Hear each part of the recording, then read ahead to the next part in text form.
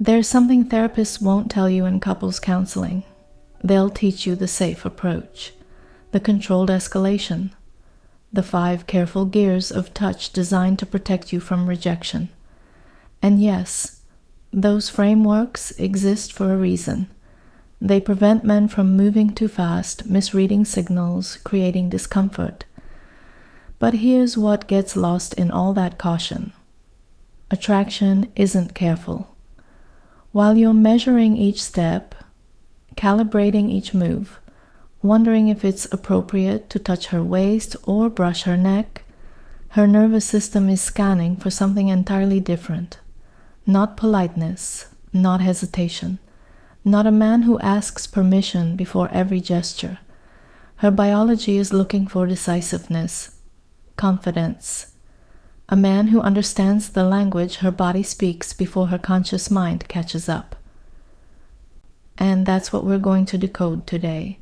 Not the safe touches, not the friendly ones, but the 5 specific points of physical contact that activate something primal in female neurology. The touches that communicate desire, leadership, and sexual intent without saying a word. You're about to learn what happens in her brain when you touch her hands the right way, what her nervous system registers when you hold her face, why a hand on the side of her body creates a completely different response than a hand on her shoulder, and how professional psychology, ironically, sometimes teaches you to suppress the very instincts that create attraction. Let's start with the uncomfortable truth. Therapists dance around. The paradox. Why therapy teaches. Caution. But biology rewards. Boldness. Relationship therapists, good ones, will introduce you to something called the 5 gears of touch. This model, developed by sex therapist Dr. Barry McCarthy, maps out a progressive escalation designed to prevent what he calls stalling out, when physical intimacy dies because someone moved too fast or too slow. The gears look like this. Gear 1, affectionate touch, clothes on, hand holding, safe hugs.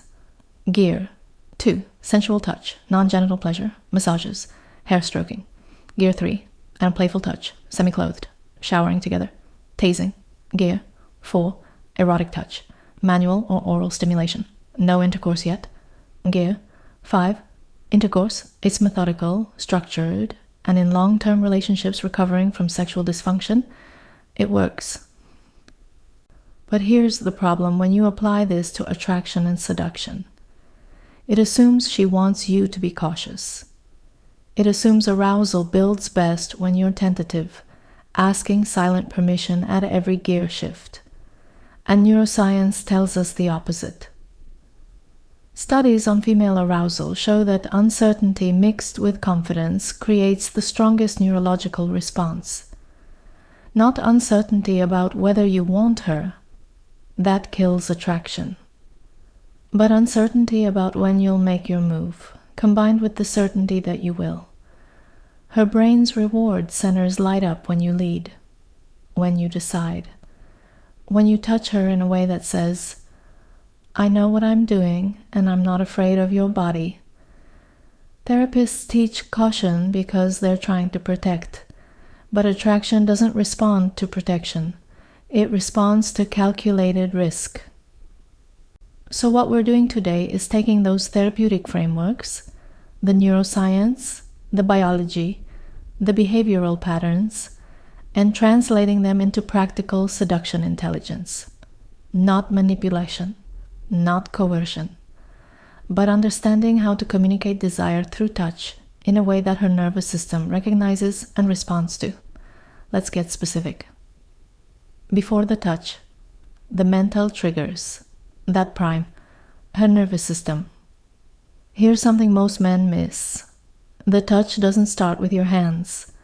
It starts with your behavior, your presence, the way you move through space.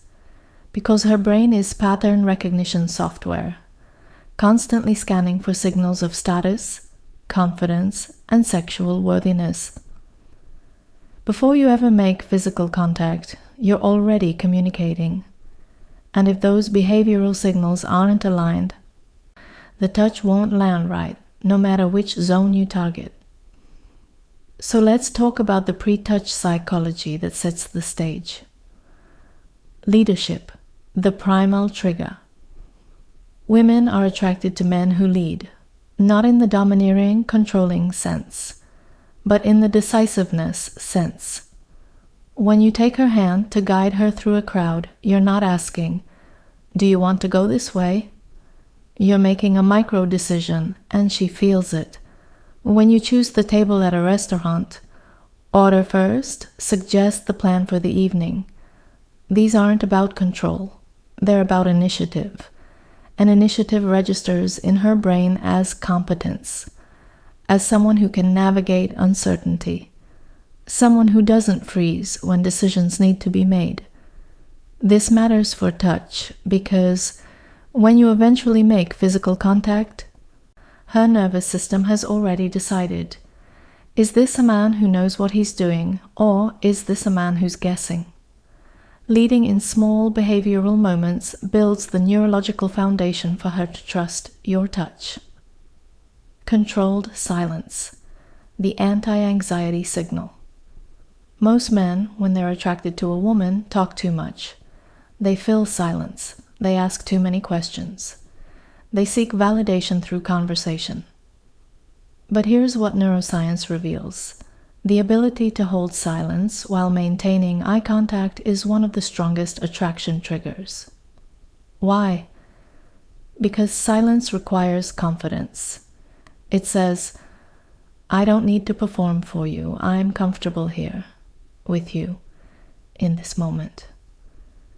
And when you combine that silence with sustained eye contact, 3, 4, 5 seconds longer than feels normal, you create what psychologists call productive tension. Her heart rate increases slightly. Her pupils dilate. Her nervous system shifts from social mode into something more primal. That tension is what makes the touch electric when it finally comes. Intentionality, owning your desire. This one's uncomfortable for a lot of men, so I'm going to say it directly. You have to be okay with being a sexual being. Not creepy, not aggressive, but unapologetic about the fact that you're attracted to her, that you think about her body, that you want her. Therapists sometimes tell men to suppress this, to be respectful, which gets mistranslated into asexual. And what happens? The woman never feels desired. She feels safe, maybe, but not wanted.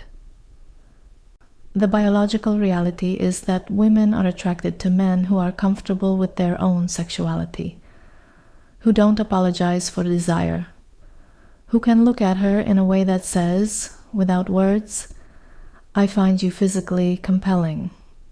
This doesn't mean being overt or crude. It means when you touch her, there's intent behind it. She can feel that you're not touching her the way you touch a friend. You're touching her the way a man touches a woman he wants. And her nervous system knows the difference. The we language, creating immediate intimacy. Here's a subtle behavioral trick that primes her psychology before physical escalation. Use we instead of I and you. Not in every sentence, that would sound strange, but strategically. Instead of, do you want to get a drink? Try, let's grab a drink. Instead of, what are you doing later? Try, what should we do later? Why does this work? Because pronouns like we and us create a cognitive bubble. They frame the two of you as a unit, not as separate individuals negotiating. And when her brain starts thinking in terms of we, physical touch becomes a natural extension of that closeness, not a leap. Now, with those behavioral foundations in place, let's move to the physical, the 5 zones of touch that activate her nervous system in ways most men never learn. Touch 1, The hands, the neurological gateway. Let's start where most men hesitate. Taking her hand sounds simple, basic, almost too obvious. But here's why it's critical. The hands are one of the most nerve-dense areas of the human body.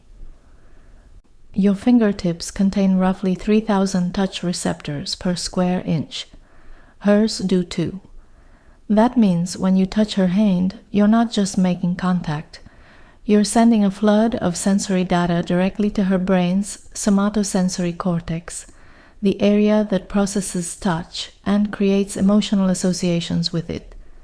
But most men do it wrong. They either go too soft, barely grazing her fingers, afraid to commit, or they grab her hand like they're shaking hands with a business colleague.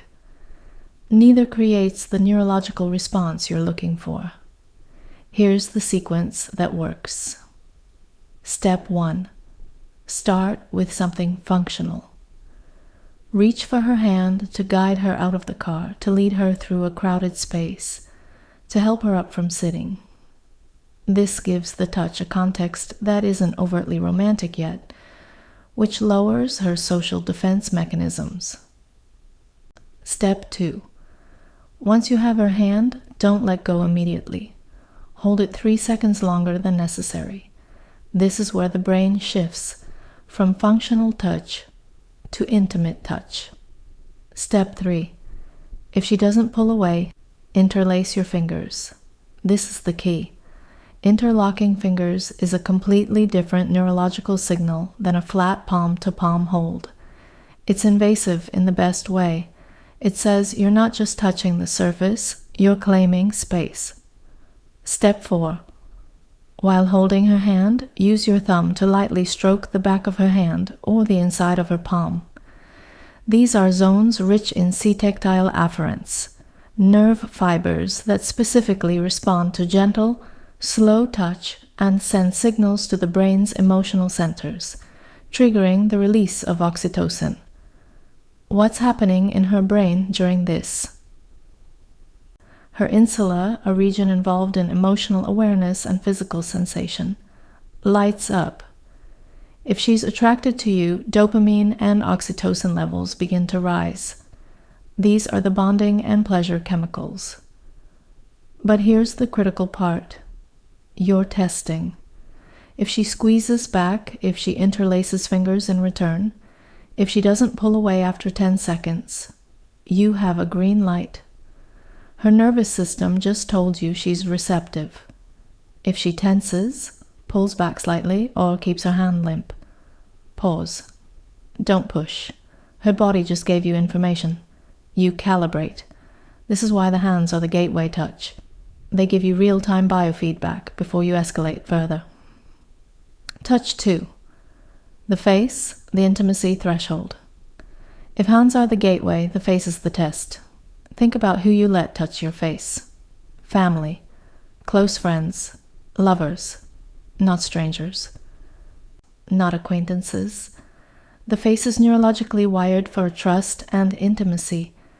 It's also incredibly vulnerable. Your eyes, nose, mouth, all your primary senses are clustered there, which means when you touch a woman's face, you're crossing into deeply personal territory. And if she lets you, that's one of the clearest signals her nervous system can send. Here's how to do it right. The setup. You need a moment of emotional intensity, a deep conversation, a pause where you're close enough that silence feels heavy. This isn't something you do randomly. It needs context. The move. Reach up slowly and with your fingertips gently brush a strand of hair behind her ear. Or touch her cheek softly while you're speaking. Or tilt her chin up with your index finger to make her meet your eyes. What's critical here is the slowness. Fast movements trigger defense reflexes. Slow, deliberate movements signal confidence and give her nervous system time to accept the touch. If she leans into your hand, even slightly, if she closes her eyes for half a second, if her breathing changes, you're clear to kiss her. Those are involuntary responses controlled by her parasympathetic nervous system. She's not deciding to do them. Her body is. If she stiffens or pulls back, she's not ready.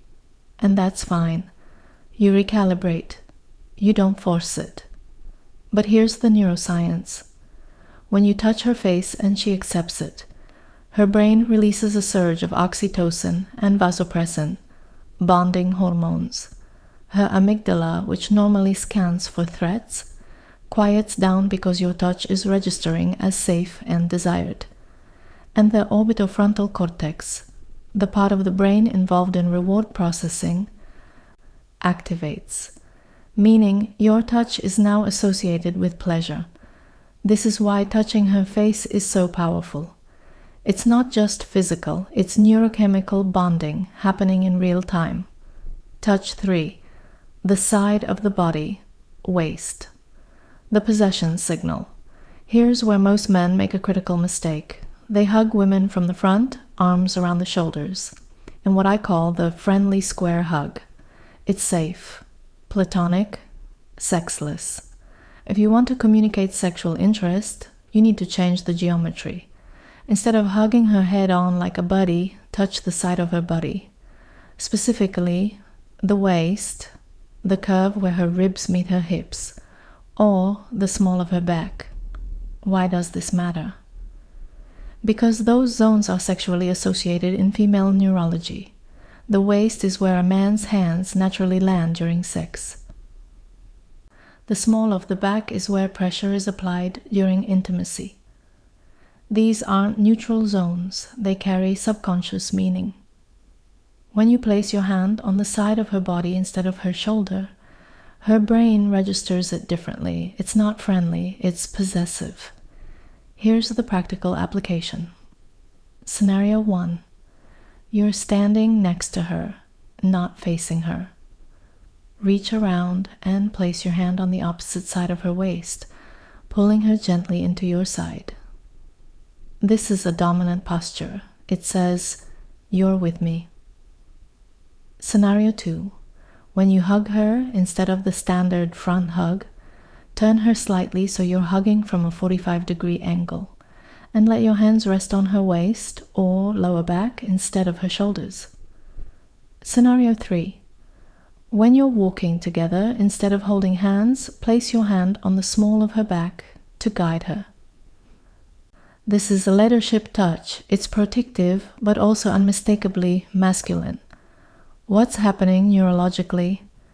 The lateral waist and lower back contain high concentrations of nerve endings that connect to the spinal cord and send signals to the brain's somatosensory and limbic systems, areas involved in emotional response and sexual arousal.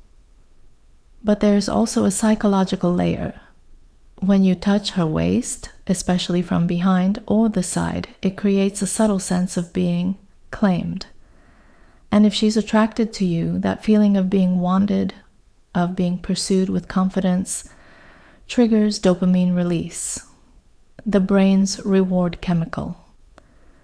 This isn't about control, it's about communicating intent.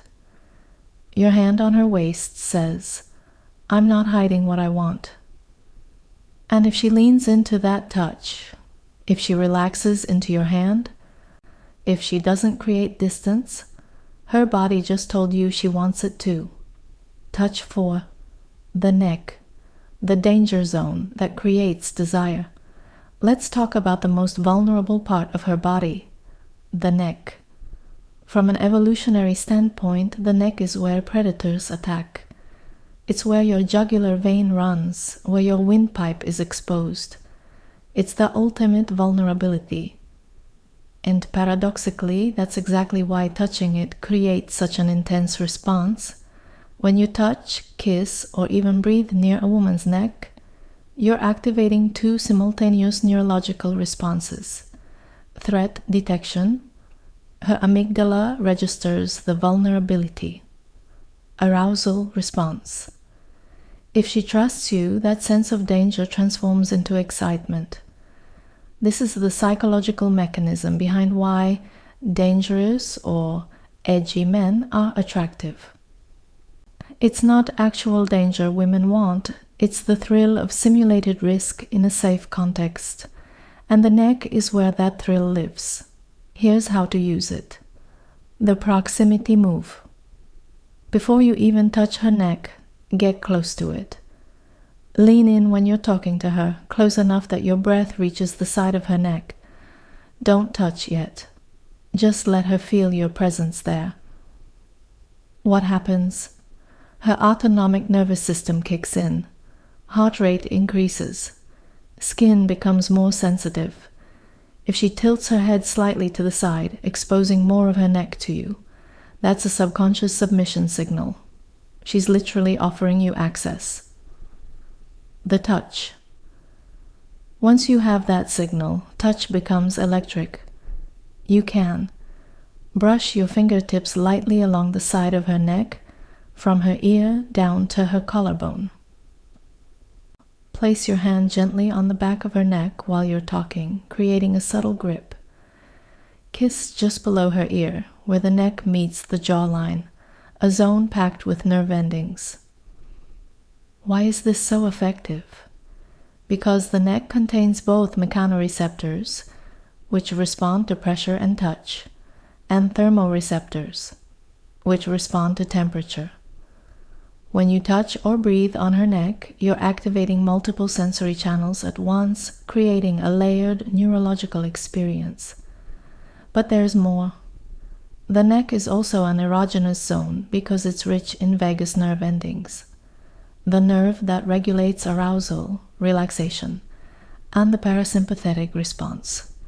Stimulating this area can literally shift her nervous system from alert mode to receptive mode.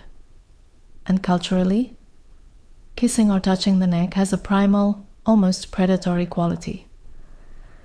It taps into the archetype of the vampire, the seducer, the figure who takes what he wants. And while that sounds dramatic, the psychology is real. Women respond to men who can embody controlled intensity. But, and this is critical, you have to read her response. If she leans into it, if her breathing deepens, if she closes her eyes, you're creating the effect you want.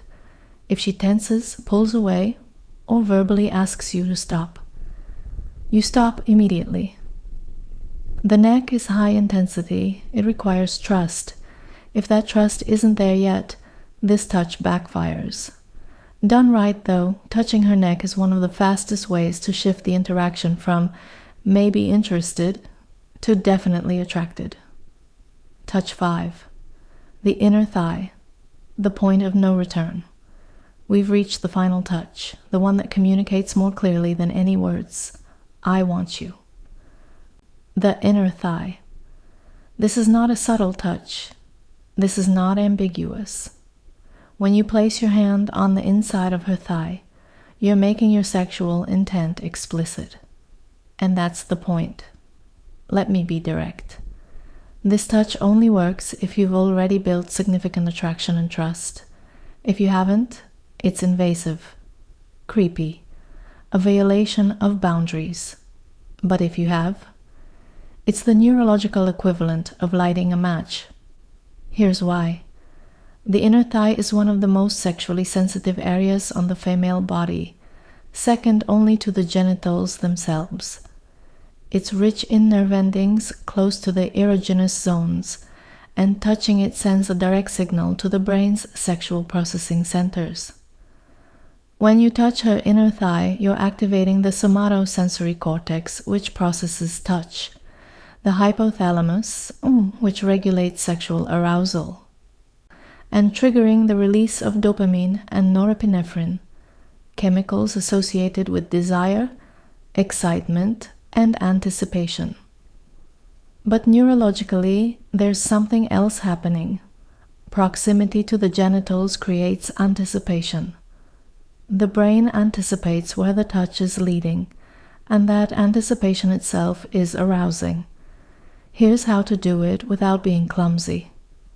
Context is everything. This touch needs to happen in a moment of existing intimacy. You're already kissing. You're in a private setting. or at minimum, there's been clear sexual chemistry building. The approach. You're sitting next to her, in a car, on a couch, at a bar. As you're talking, let your hand rest casually on her knee. If she doesn't move it away, that's permission to proceed. Slowly, and I mean slowly, slide your hand higher, along the inside of her thigh. Watch her reaction. If she shifts her leg to give you more access, if her breathing changes, if she doesn't stop you, you're clear. If she tenses, closes her legs, or moves your hand, stop. Respect the boundary. You just got information. Maybe it's too fast, maybe she's not ready. Either way, you recalibrate. The effect. When done in the right context, this touch flips a switch. It's no longer about, does he like me? It's about, when is this happening? Her brain shifts from evaluation mode to arousal mode. The prefrontal cortex, the rational, decision-making part of her brain, quiets down, and the limbic system, the emotional, instinctual part, takes over. This is what psychologists call the point of no return in physical escalation. Once you're here, with her permission, the question isn't if, but when and where. But let's be very clear. This only works if you've built trust, attraction, and read her signals correctly. If you skip the earlier steps, the hands, the face, the waist, and jump straight to this, you'll likely create discomfort, not desire. The inner thigh is the final touch precisely because it requires everything that came before it. The behavioral confidence, the leadership, the calibrated escalation, the neurological trust you've built through the earlier zones. When all of that is in place, this touch isn't aggressive. It's the natural culmination. So where does this leave us? We started by acknowledging the therapeutic model, the 5 gears of touch, the careful escalation. And we've spent the last several thousand words showing you how to move faster, bolder, more decisively than that model recommends. Does that mean the therapists are wrong? No. It means they're solving a different problem. Therapists are trying to help couples maintain intimacy over years, decades. They're dealing with people who've lost sexual connection, who've become roommates instead of lovers. In that context, the slow, structured approach makes sense. But when you're in the attraction phase, the dynamic is different. She's not evaluating whether you're safe enough. She's evaluating whether you're bold enough, whether you can create tension, excitement, the feeling of being pursued by someone who knows what he wants. And here's the neurological truth. Her brain doesn't want you to ask permission at every step. Studies on female sexual arousal show that women respond most strongly to scenarios where the man takes the lead, where there's an element of dominance balanced with care, not coercion, not force, but decisive action. Why? Because from an evolutionary standpoint, confidence and decisiveness were survival traits. A man who could make decisions quickly, who could lead under pressure, who didn't freeze in moments of uncertainty, that man was valuable. And those ancient neurological patterns still exist. They're not politically correct. They're not what modern culture says we're supposed to want, but they're real. So the skill you're developing here isn't about ignoring her boundaries. It's about reading her nervous system's responses and acting on them with confidence. When you touch her hand and she interlaces fingers, you don't need to verbally ask if you can hold her hand longer. Her body just told you. When you touch her face and she leans in, you don't need to ask if you can kiss her. Her nervous system answered. When you put your hand on her waist and she relaxes into it, when you kiss her neck and her breathing deepens, when you touch her thigh and she doesn't pull away, These are all forms of nonverbal consent. Clear, biological, unmistakable. And the man who can read those signals and act on them, that's the man who creates attraction. The man who hesitates, who second guesses, who asks, "Is this okay?" at every micro step. He might be following the therapeutic model, but he's not creating desire. The integration, combining neuroscience with masculine confidence. Let's bring this all together. You now understand the behavioral foundation: leadership, controlled silence, intentionality, we language. These prime her nervous system before you ever make physical contact. You understand the 5 zones of touch: hands, face, waist, neck, inner thigh. Each one triggers specific neurological responses. Each one serves as a checkpoint, a test of how receptive she is. You understand the neuroscience: oxytocin, dopamine, the somatosensory cortex, the limbic system. You know why these touches work at a biological level, not just a psychological one. But here's the final piece: calibration. All of this fails if you're not paying attention to her, if you're following a script instead of reading the woman in front of you, because every woman's nervous system has a different threshold. Some women will be ready for the inner thigh touch on a first date. Others will need weeks. Some will respond intensely to neck kisses. Others find them uncomfortable. Your job isn't to force a sequence. It's to test, observe, and adjust. Touch her hand. Does she reciprocate or pull away? Touch her face.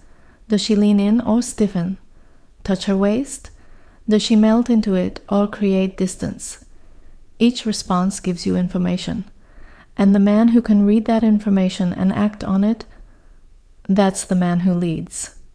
Not because he's pushy, not because he ignores signals, but because he's attuned to her biology and confident enough to escalate when the signals are green. This is what separates awkward touch from electric touch. It's not about the location. It's about the intent, timing, and responsiveness behind it. I want to close with something that won't make it into any couples counseling session. Women want you to know how to touch them without being told. They don't want to have to explain it. They don't want to guide your hand. They don't want a man who treats their body like a minefield he's afraid to navigate. They want a man who knows, who reads their body, who can create pleasure and tension and anticipation without needing a manual. And yes, that puts pressure on you. It requires you to develop physical intelligence, the ability to read nonverbal cues, to calibrate in real time, to be confident without being reckless. But that's also what makes it powerful. Because when you touch her in a way that her body responds to before her mind catches up, when you create that moment where she thinks, "How did he know that's exactly what I wanted?" That's when attraction turns into something deeper. That's when she stops evaluating you and starts wanting you. And that ultimately is what all 5 of these touches are designed to do. Not to manipulate, not to trick, but to communicate desire in the language her nervous system speaks fluently, to show her that you're not afraid of her body, that you're not going to treat her like she's fragile or ask permission at every turn, that you can lead her into intimacy with confidence and care in equal measure. Because that combination, boldness balanced with attunement, is what her biology has been programmed to respond to for thousands of years. And no amount of therapeutic caution will change that. So here's the question I want you to sit with. Where have you been hesitating? Where have you been waiting for permission that her body was already giving you? And more importantly, what would change if you started trusting yourself to read her signals and act on them? Think about that. And if this resonated, I'd love to hear your experience. drop a comment below. Have you noticed these responses in real interactions? Which touch has created the strongest reaction for you? And if you want more psychology that cuts through the noise and gives you the real mechanisms behind attraction, subscribe to Psychology with Natalie Whitman. I break down the science they don't teach you anywhere else. Until next time, lead with confidence, read with precision, and don't apologize for desire.